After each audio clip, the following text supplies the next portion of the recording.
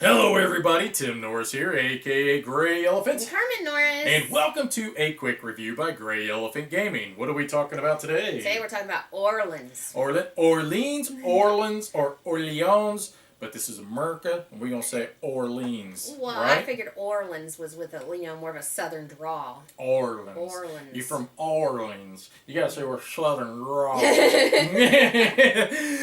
Now, this video is all about us just giving our opinion of this game. But if you haven't had the chance, we suggest that you what? Watch our live play, Mm-hmm, and then you can see how the game works and in real time. Yeah, not fake and artificial. This is real time, baby. And yeah, you'll see how the rules work a little bit because we might talk about some of that during this quick review. That's right. And plus, you're going to see who is the best person that was in Orleans. They don't give us a title. I don't really know what exactly we're doing here. You know what I'm saying? But I like it. And so let's just start off with that. I like it. I'm having a lot of fun with this game.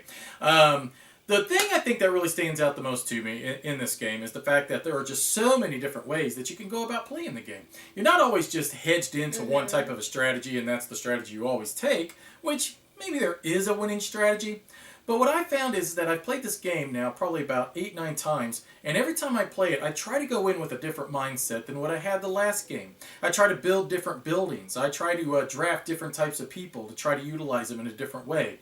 Ultimately, yes, it comes down to building guild houses. It comes down to traveling. It comes down to gathering goods, gathering money. But how you go about to doing that really is what's so beautifully done about this game.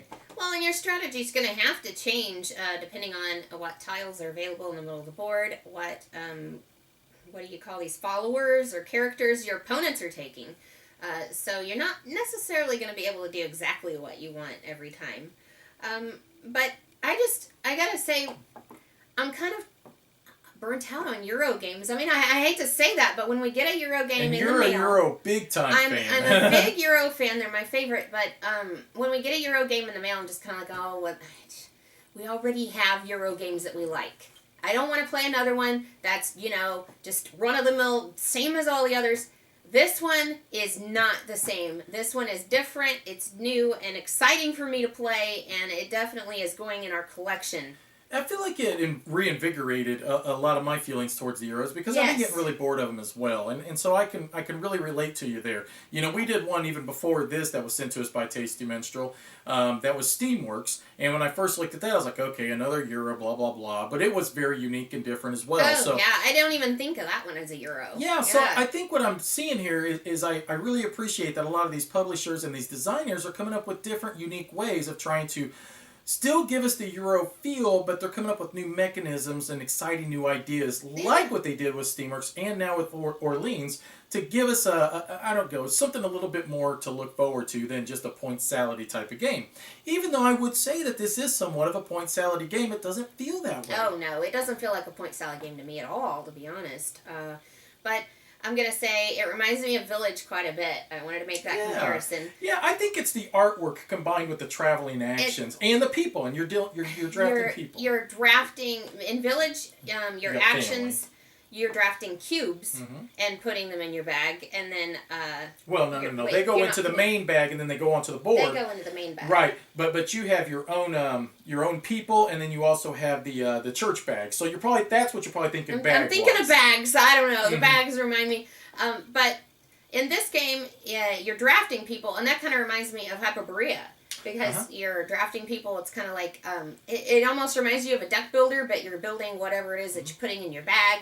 So you want to make sure that you also, you get rid of some of these, because you can end up with too many in there. And I think that's what's a great comparison that you made to a deck builder, or even with Hyperborea. If you haven't played Hyperborea, that's very similar to this, is that you're pulling the cubes out, and then you place your cubes on your player board, and that's going to determine what type of actions you're going to be able to take. Much like this, whereas with this, though, it's people that represent the cubes. So, and then also a deck builder, because in lots of deck builders, if you're very familiar with deck building, as you acquire so many cards, you got to start culling your deck down, thin it down, and then it becomes competitive.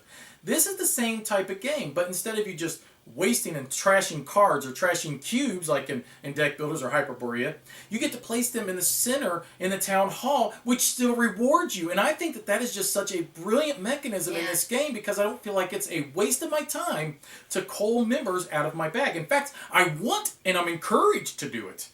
I think that was another place where I kind of jumped the gun in the live plays, that I put members out in the middle pretty early because I saw that I could take advantage of taking a citizen. Mm-hmm. And I think I probably could have held off on that and kept him in my bag for maybe a bit longer and been able to take more actions. Mm-hmm. But it just goes to show there's a lot to think about, a lot of decisions to make that are really going to impact your game later on.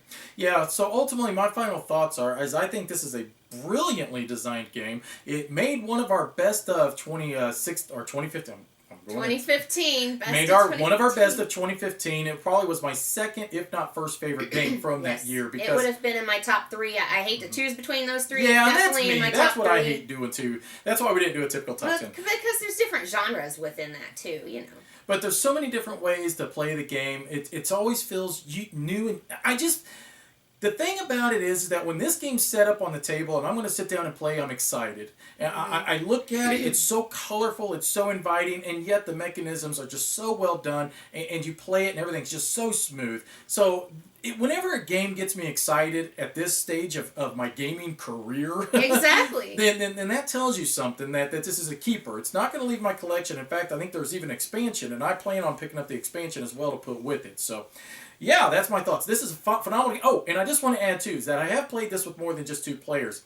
And interestingly enough, we didn't even hardly put anybody in the center in the town hall, and yet we all still did different strategies and different things. So it plays differently depending on how many players you still play with, but at the same time, it's still essentially the same game, and you don't lose anything when you play with 2-player or if you're playing all the way up to 4. So yeah, it's a keeper. Okay, a couple of things that I really love about this is that you aren't dealing with cubes. You are dealing with the little citizen tiles. I think that is a huge bonus to me. Mm-hmm. It really keeps me more interested, to be honest. And the traveling and the building... people. Traveling and building the guild hall, you have to make a decision between the two. Am I going to get goods by farming, or am I going to get goods by traveling?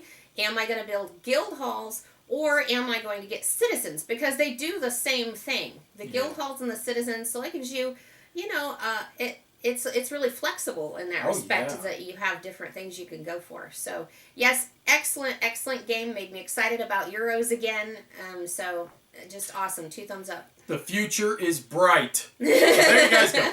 Now, we never want you guys just to accept our opinion of it. What do we want them to do? We want you to watch our live play. Yeah, and you can see us do whatever it is we do in Orleans. Because I'm really not sure what we're Roland doing. needs to give us a title. Yeah, I'm really not sure what we're doing, but it's a heck of a lot of fun doing it, okay? So check that out. Overlord. I'm just going to say we're overlords. Overlords, yes. My demon minions. Even though there's no demons in here. Anyways, click on that. You're going to see how the game plays out in fake and artificial time. Real time. Real time. And you're going to see us go head to head, and we're going to see who is the best at doing whatever we do in Orleans. It'd be an overlord. Overlord. Thanks for watching, guys. Bye-bye. Bye-bye.